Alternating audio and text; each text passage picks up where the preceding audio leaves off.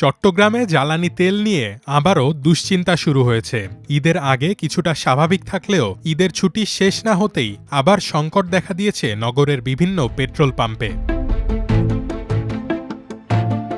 নগরের Laldighi, Love Lane, Kadamtali, tiger pass, ওয়াসা, পাঁচলাইশ ও চকবাজার সহ বিভিন্ন এলাকার অনেক পাম্প ২৪ মার্চ সকাল থেকে বন্ধ ছিল। তবে দুপুর ১২টার পর কিছু কিছু পাম্প খুললে সেখানে বিভিন্ন পরিবহনের চালকদের ভিড় দেখা যায়।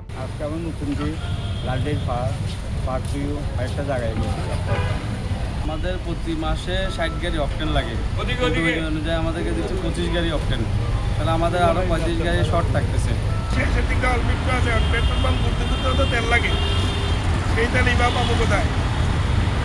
যত জায়গায় যাচ্ছি বন্যাতে খোলা, সেটাই তো বুঝি না।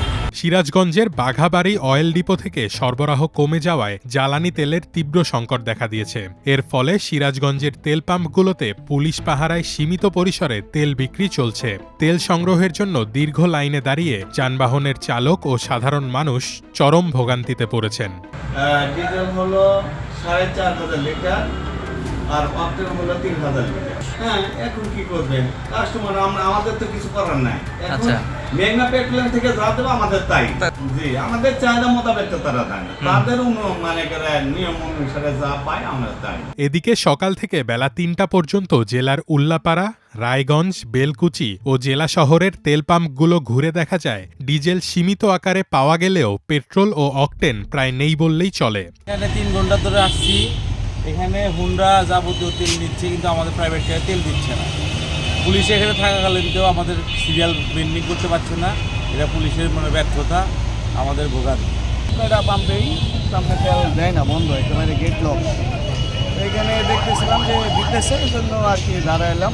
কোনো নিয়ম শৃঙ্খলা নাই, নিয়ম শৃঙ্খলা করতে তাহলে আমরা তাড়াতাড়ি তেল লইতে পারি। এদিকে মেহেরপুরের গাংনী উপজেলায় মোটরসাইকেলে জ্বালানি তেল নিতে গিয়ে লাইন অমান্য করাকে কেন্দ্র করে স্থানীয়দের গণপিটুনির শিকার হয়েছেন আব্দুল ওহাব বুলবুল নামের এক বিএনপি নেতা। দুপুরে উপজেলার গোপালনগর গ্রামে একটি পেট্রোল পাম্পে এ ঘটনা ঘটে।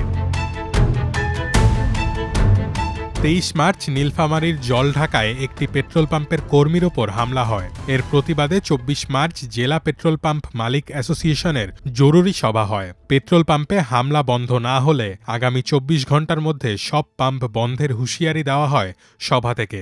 বন্ধ করার অবস্থায় চলে গেছে, তাহলে আমরা যদি মাল খেয়ে যদি ব্যবসা করতে হয় তাহলে এই ব্যবসা আমাদের প্রয়োজন নেই। আমরা তেলও ওইভাবে আনবো না, যদি পর্যাপ্ত তেল না দেয় আমাদেরকে কোম্পানি, আমরা তেল আনা বিক্রি প্রয়োজন নেই। আর এখানে আমরা পাম্প এই অবস্থাতে বন্ধ করে দেবো পুরো জেলাতেই আমরা। আর এবং এই সংঘর্ষের কারণে আমাদের এই সময় জেলাতে ভাই ফিলিং হিসেবে ডাঙ্গালাইতে লোক মারে।